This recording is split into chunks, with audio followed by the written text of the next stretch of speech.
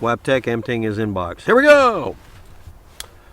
Black powder or substitute muzzle loading rifle shotgun pistol ratios.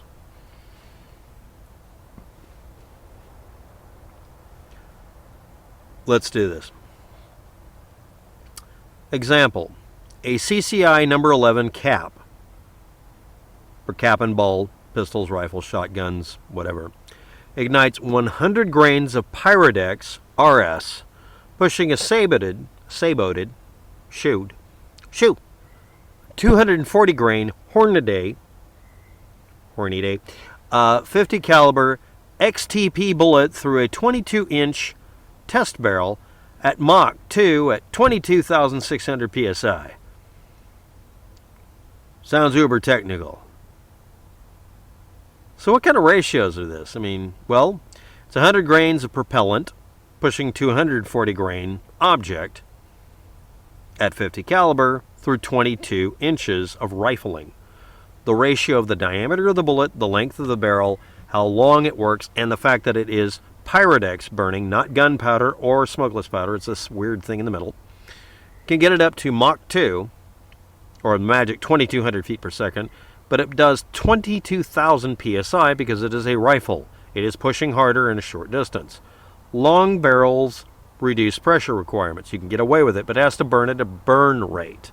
This is determined by whether it's flake-shaped, ball-shaped, that's where ball ammo comes from apparently, or hollow stringy things like noodles. Cordite. So let's discuss ratios. 20 to 1. 115 grain or 7.5 gram bullet. 5 grains or 0.32 grams of smokeless powder. What is it pushing? That's a 9mm metallic cartridge for handgun. Doesn't have the PSI ratings because you're supposed to mathematically figure it out, but it's smokeless powder. It burns it a different way. It's not faster, hotter, whatever. I mean, it is per unit of volume or weight or whatever.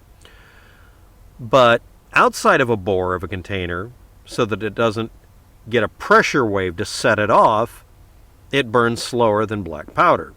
Black powder, old-style gunpowder, has a habit of, if it's compressed, just burning the way it does, like it does outside. It's fast, but when you do smokeless powder, it burns rather gently outside until you put it in a container. And just like certain terrible things in Boston, if you contain things in a pressure container, it will go off differently. The pressure buildup happens rapidly. There's a ramp up. If you don't want that to happen, you use black powder. Many bullets people buy these days use black powder, but that's a 20 to 1. You're pushing a heavy bullet with a very small amount of propellant. In fact, 22 caliber bullets sometimes contain so little propellant that they will just make hot ammo, where it's basically a thin layer of primer material inside of it they don't ever get near when they push in the bullet, and it's setting off just primer material. You just have to have an overbuilt gun to tolerate it, and you can do it. For the same reason, you can use just a 12-gauge primer, a shotgun primer. It's not 12-gauge, it's all of them. And put it in a metal tube and put a bullet in the tube first. And it'll push it out. And you can do a 22 caliber pistol bullet that's put into literally what looks like a muzzleloader. If you build, I'm not kidding, if you build a revolver to where it would take a 22 caliber bullet and use black powder, and you make the back of the hole just big enough to do a 209 shotgun primer, it's almost the same size as a 22 Magnum. It would look almost like it was a cylinder for just taking the 22 Magnums.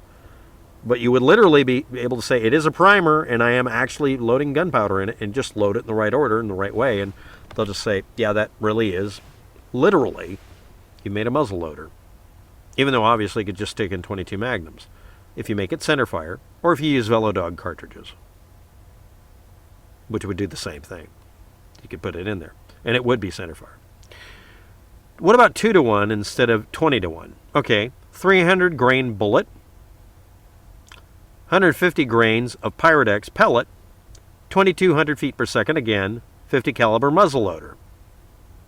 It's the same one we brought up there. I just gave you all the details of what brand names. But really, it's you load a bullet twice as heavy in mass as the propellant. It's not as efficient. What about 1-to-1? A 40 grain or 2.6 gram bullet, 40 grains or 2.6 grams of powder is a Remington rifle cartridge, a 22 caliber Remington rifle cartridge. Most of the energy is used in propelling the powder gas then goes into the bullet, but it's 1-to-1. The 2-to-1, you're using half as much matter, and that's Pyrodex. Does it really matter? And these loading data things, these are just a couple of examples I got, show you that you can have ratios that are like seriously crazy, like, 1-to-1, 2-to-1, 20-to-1. Everywhere in between. And, and it might be more efficient or not, but it depends on what you're using it for. And the bigger the diameter of the bullet, the more you can spread out the pressure, and you can run it slower, and it'll push a heavier weight. The logic at one time was to use a very big bore pistol or shotgun or rifle or whatever, and have it throw a bullet at whatever speed would do the job on impact. Later on, people realized, well, if it's going really, really fast, like more than Mach 2, no matter how fast you make it, if it comes out of the barrel 1 second later, it's dropped a specific distance unless it aerodynamically takes advantage of things. The only way to do that is to have it tumble end over end like a golf ball. You can't really do that with a bullet. You can kind of get it to fly, but they're going to go in a straight line if you're lucky. And the idea is to make it go as fast as possible, and that meant, well, let's make it tiny, skinny, long and thin so it has a lot of mass to it compared to its diameter. That's why you get the quote-unquote rifle bullet effect of it being really long, like 4 or 5 times longer than it is diameter. Pistol bullets are around twice as long as they are in diameter. And then you get round ball effect where you're firing shotguns. Bigger bore, less mass per... You get the idea. Yes, most of the solid slugs coming out of a shotgun are about as short as they are long. That's sometimes jams in the gun. Now I'm going to bring up Liff David Anderson Industries, who created the Philippine Guerrilla Gun, or the Philippine Survival Gun, based on the Four Winds shotgun Second World War idea. Basically, if you aren't aware of it, 12-gauge shotguns and some flare guns and lots of different guns and lots of different pistols and rifles were based on whatever metal piping was available at the time, and people would just make cartridges to fit it.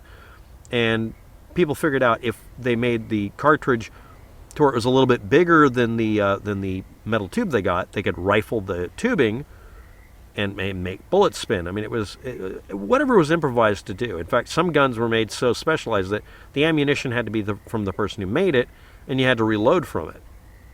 And you wouldn't shoot unless you had a good reason to, because you'd run out of ammunition eventually. 100 cartridges was the bare minimum, because people would need to learn to shoot correctly. And you might not be able to find it at some corner store. That drove the economy of this. And then there's Kurt Saxon. Some of you video gamers might recognize the last name as being something from a specific, it's not that guy. Kurt Saxon is the guy who wrote the Poor Man's James Bond book series. Now, one of the things that'll strike you very upside the head, besides the fact that he, touts himself that way, as a survivalist, and him having all sorts of ideas about things that would be, these days, considered very harmless. The majority of the videos you see from him, and the majority of what he talks about and actually writes about, has to do with actual survivalism.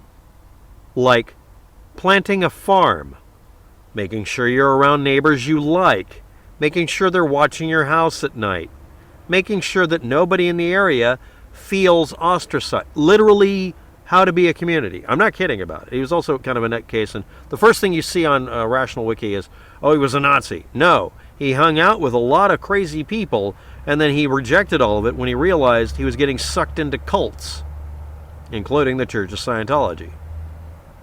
And later on in life, he disavowed all of that and said racism is garbage. It's worthless. It's illogical. It's not even ideological. It's just idiot. He made fun of this being, a large-scale Disneyland and a fake reality, which I can't argue the points if I take it without reading the Rational Wiki article. I like Rational Wiki because they make fun of stupid people and everything, But occasionally, they just shit on people who may not have deserved it. Now, he said and did all sorts of shit in his life that he regretted and apologized for later. Some things he refused to because people were pushing him around. And some things he kept doing that I would never cotton to, as they say. But the majority of the shit he taught people how to do was how to use Brussels sprouts and shit, okay? But one of the things he did was he deliberately sandbagged or sabotaged his own work by saying, here's how you make a fully automatic weapon.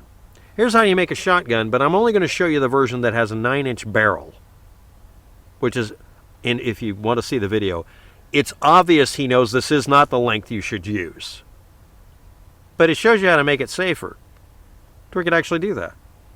Of course, the implication is that you would not break a law. Basically, he was trying to trick stupid people into doing stupid stuff, just like the people who wrote the Anarchist Cookbook. Some say the Anarchist Bible. See also the YouTube channel, Iraqi Veteran 8888, Barry, the infamous cut shell man. The guy, honestly, a lot of us really miss. Firing a Richardson Industries Slamfire 12-gauge Gorilla shotgun very well, but you can see that it's bad in 3 frames. I'm going to point to them. I'll include an image you can look at in the imager, where you can see that it had a crack in the barrel. He acknowledged the barrel had a crack, but he could never find a way for it to leak, and on camera it did. After that, he didn't fire it anymore because they could slow down the video and say, oh, it is actually going to blow up in your face. So how did he fix it? He went to the hardware store, got another damn hunk of pipe, and just made another barrel because it's 2 pieces of pipe with a cork. It's much more complicated than that, but not really.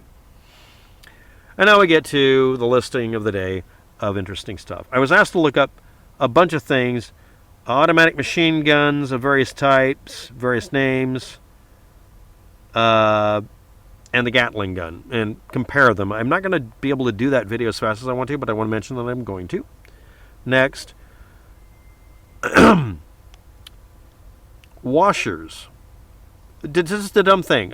Some roofing nails come with a big washer on them, and it looks like the kind of thing you'd want to use for making a seal up on a metal pipe for all sorts of things, not just making the breech of a gun or whatever.